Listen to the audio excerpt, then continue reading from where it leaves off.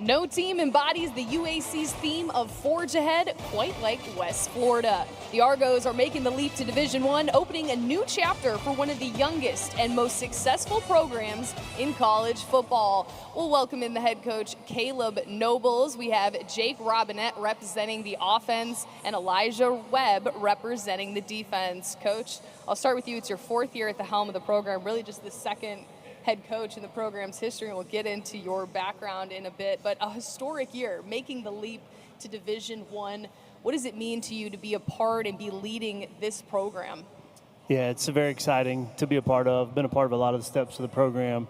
Been here since literally the program started, minus 2 years. So have truly seen it grow from the ground up, seen trees get taken down to build a lot of facilities. So, and we're doing that currently UWF. Now making a jump to the Division I level is something that we kind of thought might be happening at some point in history.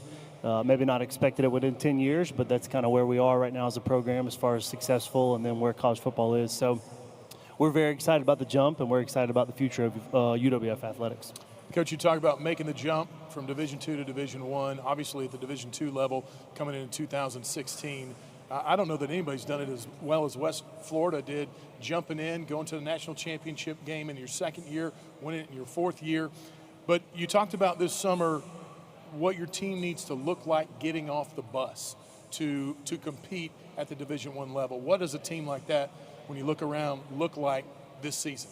Yeah, I think you talk about all those teams that have been successful at UWF, and it is truly about the players. I mean, the last thing we want is me and my coaches suiting up each week, because that's not going to go well. So, but it is about the players and what they look like and how they're prepared, but also teaching them toughness, teaching them to have a great attitude, to be gritty whenever you need them the most in those fourth quarter battles that you're going to be in. So we know we've got a lot of things to do and accomplish as a program. We've been working on that really since the start of the program. We're not worried about what division we are. It's about us and playing our best football each week. So we're just focused on what we can handle right now. We're not worried about opponents. We're worried about the best version of ourselves every day.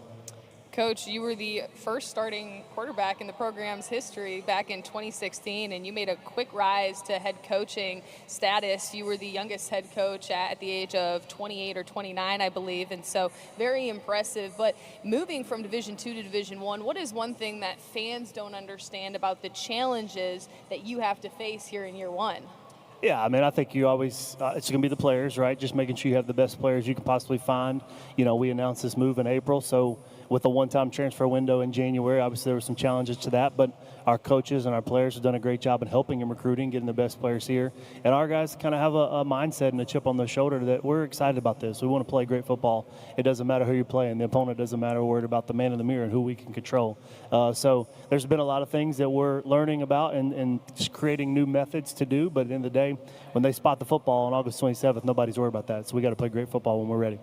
Jake, I'll start with you since you have the mic. Kind of makes sense, right? What excites you about playing and making the move to Division I? Yes, sir. Mainly, I'm just excited for the new competition, better competition than D2, obviously. And I think it'll be great just to see kind of where we fall in this conference. And it's a great conference we're coming into, but we're a great team, so I'm excited to see how we do this year. Jake, for you, your father played offensive guard at Alabama, so he has that experience. What is the biggest lesson that you've taken away from him as you're making that Division I jump? Yeah, for me, I'm no stranger to kind of working my way up from the ground up, and that's kind of what I did here, and it kind of feels like doing that all over again, going from D2 to D1, kind of starting as one of the top teams in the conference, really in the nation. Now we got voted last in the conference, so we definitely have a chip on our shoulder to go forward with that. So, but yeah. Elijah, we'll talk to you a little bit. You come over from South Alabama, but you actually started your career at a Division III school, which is interesting. So you're moving all the way from Division III up to Division I. You were at South Alabama a couple years ago. What made you make the decision to come and be a Argo?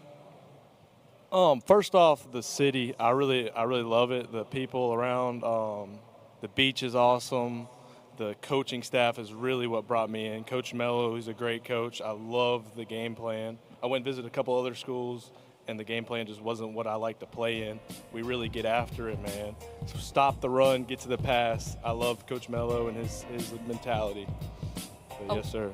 Elijah, for you, I mean, you mentioned the beach. It's just 10 minutes away. You guys get to go and play sand volleyball on the weekends for a lot of team bonding. First of all, I want to know who's the best sand volleyball player, but also when you're bringing in so many new guys, how important is that to just, hey, let's relax a little bit, get to know each other and have some fun in the sand? Well, first off, you're looking at the best volleyball player. But it definitely helps out when you can take guys to the beach and show them around. We have a great city, a great downtown area. There's just so much to do in the Pensacola area, so many places to eat, and recruiting definitely is easy. She's a Florida State girl, so that's why she's got the sand volleyball question. Coach, I'll go back to you.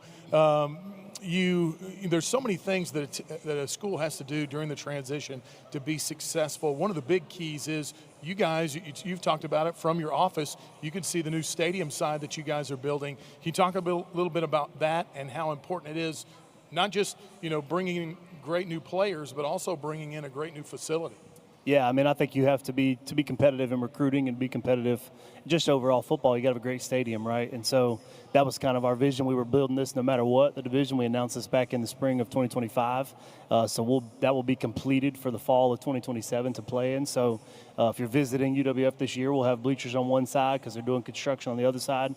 But I joke with people all the time, I have the best office, I feel like, on campus because I can watch every day the construction growing. So you see those cameras that get to see everything. I feel like I'm the camera, getting to watch every step of it. So it's a great resource. We got a lot of good boosters and donors that have done a lot of really good things to make that possible. And, to me, that's just an example of what UWF football and UWF overall is coming to be. 73 new players on the roster. I mean, that's just an insane number when you think about it. For both of you guys, and I'll start with you, Jake, have you ever been a part of a program that has that many new faces? I can definitely say I haven't, and it's been a cool learning curve. Really, just getting to know all the guys, even still getting to know names. But it's been cool to kind of instill that culture in all these new people, and just let them know that, hey, this is what we're about. And if you're not about that, then sorry, get out of here. But yeah, it's been good. Coach, you talk about bringing in 73 new players. That's got to be. Did you sleep any during the off season at all? Because that's a lot of work. Try to sleep when I can. I got 2 kids under 3, so losing a little sleep in that realm as well too. Definitely a little bit more gray hair and a lot of things going on. But honestly, that's kind of what college football is. I mean, the year before we had about 58 new players. So to me, once you get past a certain number, it's like, all right, this is, you just got to make sure you know the right kids and know the players' names. At the end of the day, like, we recruit them, you talk to them enough. Like, you know them, you spend every day, almost every second with them. So you grow to love them, right, every single day that you're with them. And that's kind of what our program is about, is just making sure these kids understand that, hey, man, I don't care how long you've been here, you're one of us, right? So let's enjoy our time together and put the best product we can on the field each week. We'll take a look at the schedule, and Elijah, I'll ask you this as you look at what's ahead for 2026. I mean, you open the year against Missouri Valley Football Conference opponent in Southern Illinois, and the schedule doesn't get easier. UAC opens up the week after that. What stands out to you? Not much, like Coach said. Pretty much whoever the opponent is, we're going to be ready to spot the ball. And as we saw on the billboard up here, we got ranked last, and I just can't wait to come prove what the Argos have to this conference. And we will not be a last-place team.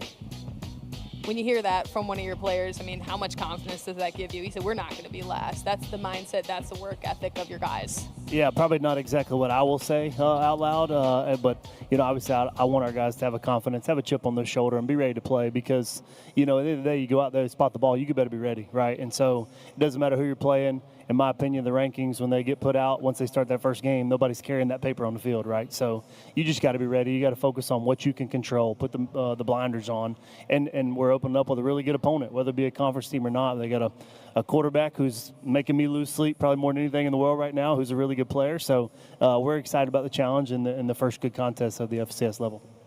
I think the final thing, Coach, we've kind of talked around it a little bit, but what are your expectations for this first year? Yeah, I mean, none other than just to play great football. That's all we've kind of focused on. We have goals in our program that I won't go through, but the most important goal is always to play great football, right? And so, to me, it does not matter. It doesn't matter the opponent, whether you're playing Division II teams, FCS, FBS. We just need to be our best version of ourselves when it matters the most because you're only playing one game a week, right? I'm not playing all 11 or 12 opponents each week. I'm just playing one, right? So how can I be the best version of myself? And that takes a lot of practice and preparation to do that. Well, West Florida will open up the year August 27th against Southern Illinois. The following week, it's the UAC opener against Central Arkansas. Thank you guys so much. Coming up after